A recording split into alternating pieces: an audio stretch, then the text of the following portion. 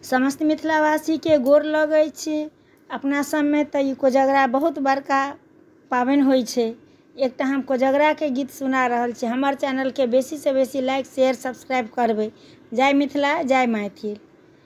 आजू मोर भैया जी के कोजगरा सखी सब मंगल गबियौने। आजू मोर भैया जी के कोजगरा सखी सब मंगल गबियौने। गाय गोबर लाए अंगना निपाल सखी सब अरिपन दियौने। सखी सब अरिपन दियौने। आजू मोर भैया जी के कोजगरा सखी सब देखन चलियौने। पान मखान केरा भार जेलन सखी सब देखन चलियौने। सखी सब देखन चलियौने।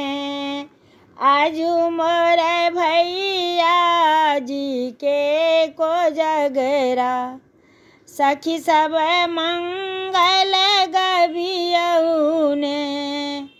कांच बाँस केरे डाला ससुर सँ एलन सखी दुभी अछत तकियौने।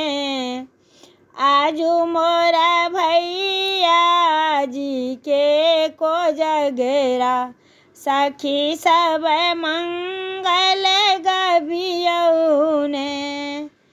आसीन मास केरे पूर्णिमा राति भैया खेलथी पचीसीना।